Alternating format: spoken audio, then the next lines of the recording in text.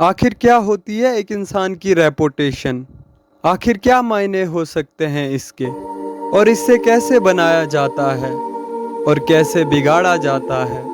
इस वीडियो में एक्सप्लेनेशन के साथ बात करूंगा ताकि आपके माइंड में रेपुटेशन का कॉन्सेप्ट समझ आ सके। तो पहले हम बात करेंगे एक अच्छी रेपुटेशन कैसे इम्पैक्ट डालती है।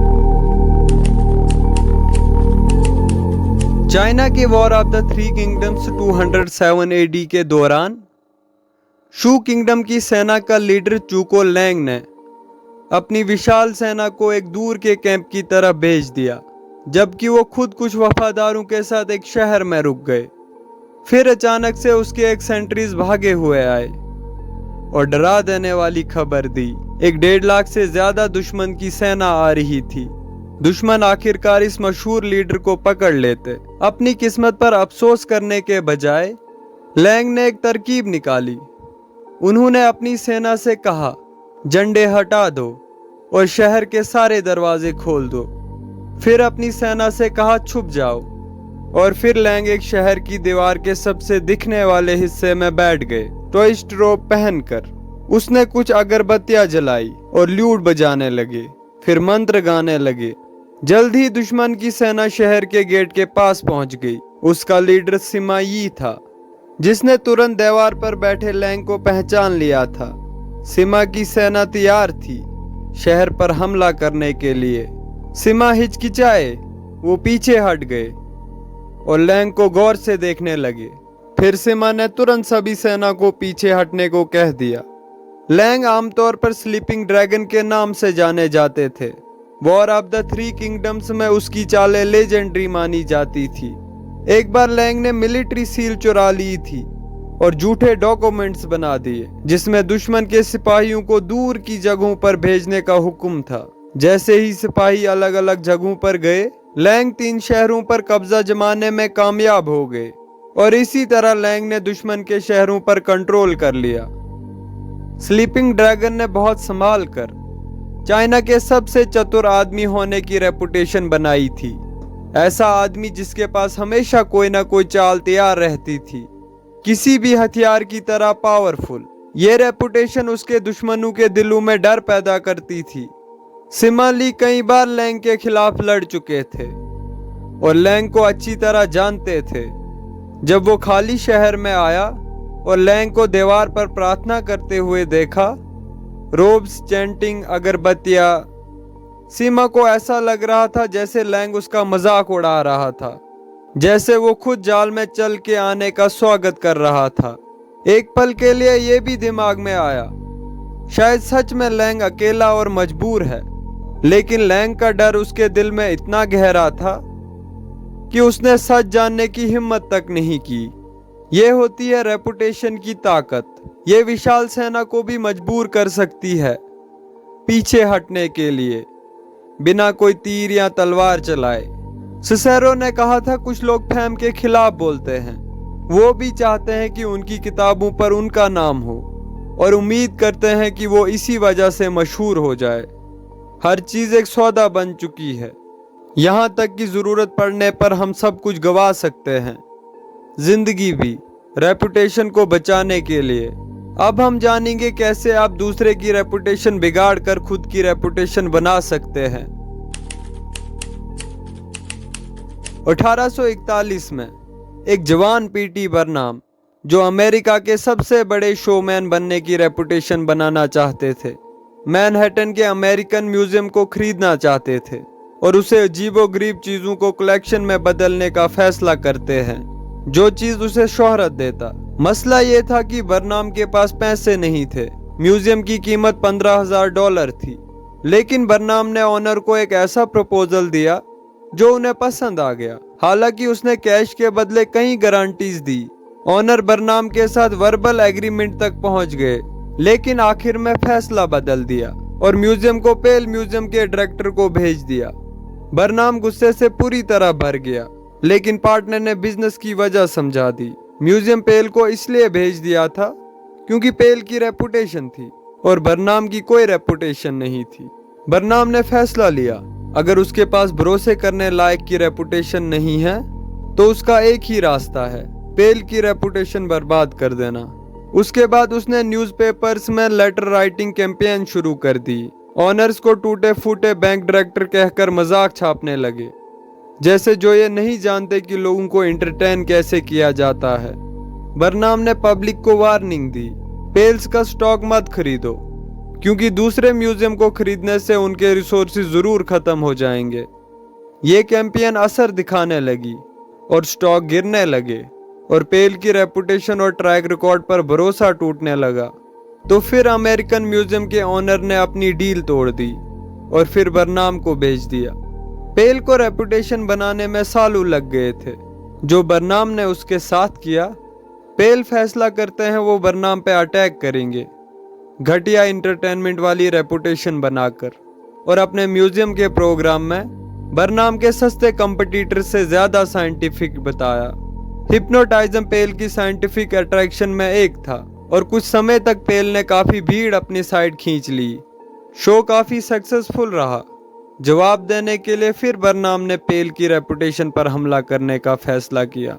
बर्नाम ने एक रिवल मैजमेरिक परफॉर्मेंस ऑर्गेनाइज की, जिसमें खुद उसने एक छोटी लड़की को ट्रांस में डालने का नाटक किया। जब वो गहरी नींद जैसी हालात में दिखने लगी तो बर्नाम ने ऑडियंस के मेंबर्स को हिप्नोटाइज करने की कोशिश की, पर कोई भी उसके जाल में नहीं फंसा और कई लोग हंस रहे थे। परेशान होकर बर्नाम ने आखिर में अनाउंस किया, यह साबित करने के लिए कि लड़की का ट्रांस असली है, वो उसकी एक उंगली काट देगा। लेकिन जैसे ही उसने चाकू तेज करना शुरू किया, छोटी लड़की की आंखें खुल गई और वो भाग गई, जिस पर ऑडियंस बहुत खुश हुई।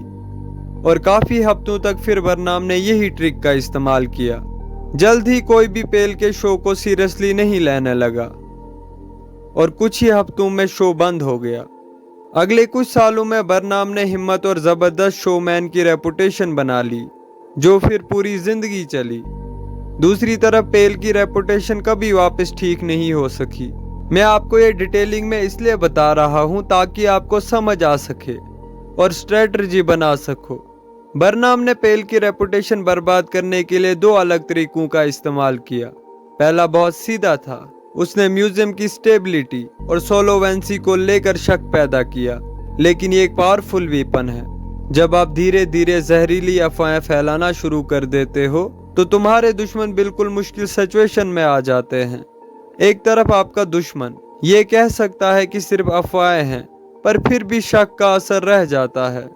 अगर सामने वाला आपका दुश्मन इतना ज्यादा सफाई दे रहा है तो लोगों को लगेगा शायद अफवाहों में कुछ सच है।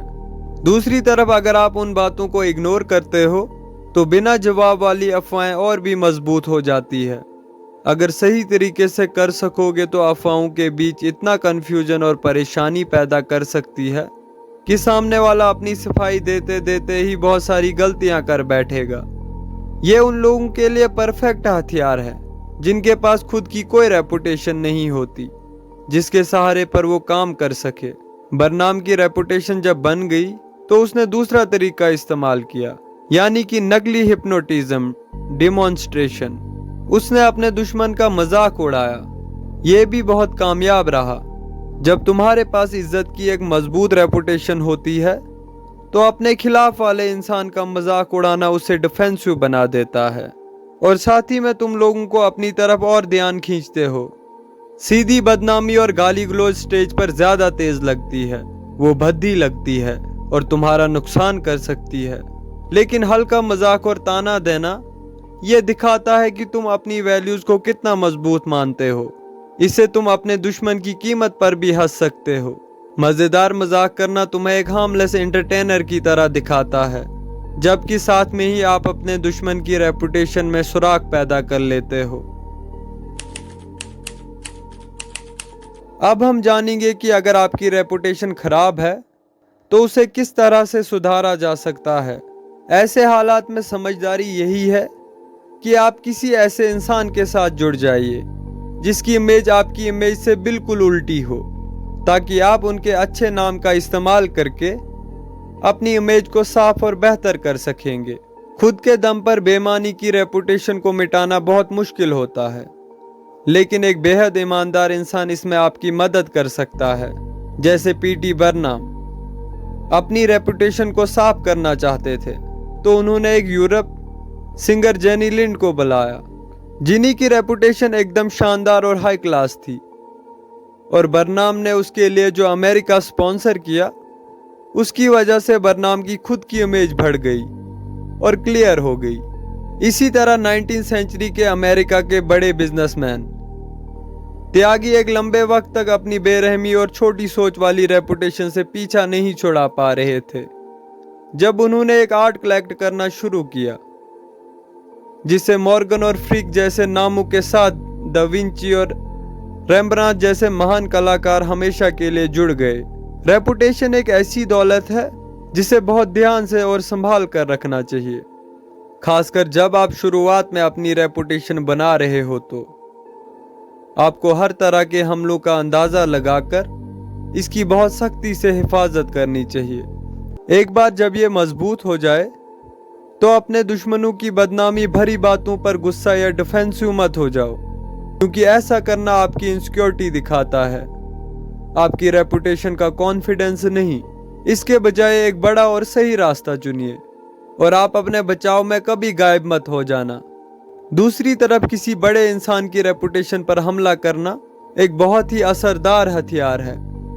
ऐसी लड़ाइयों में सामने वाले के पास खोने के लिए बहुत कुछ होता है और आपकी छोटी रेपुटेशन उसे बदले में बहुत बड़े जंग का ऐलान कर देती है। इसका कोई उल्टा पक्ष नहीं है। रेपुटेशन बेहद जरूरी है। इस कानून का कोई एक्सेप्शन नहीं होता, शायद बिना इस बात की परवाह किए कि लोग आपके बारे में क्या सोचते हैं। आप फिर बदतमीजी और घमंड की रेपुटेशन पा लेते हैं। शायद ये इमेज भी अपने आप में एक कीमती हो सकती है। ऑस्कर वाइल्ड ने इसका बहुत बड़ा फायदा उठाया था। बाकी हमें समाज में रहना और दूसरों की राय पर निर्भर होना पड़ता है, इसलिए अपनी रेपुटेशन को नजरअंदाज करके कुछ भी हासिल नहीं किया जा सकता। ये परवाह ना करके कि लोग आपके बारे में क्या सोचते हैं, आप दूसरों को ये फैसला करने का मौका दे देते हैं। अपनी किस्मत के मालिक बनिए और अपनी रेपुटेशन के भी। वीडियो इन्फॉर्मेटिव लगी हो तो पेज को जरूर फॉलो कीजिए। आप मुझे सपोर्ट दो, मैं आपको सही तरीके से सोचने का प्रोटोकॉल दूंगा। मिलते हैं अगली वीडियो में।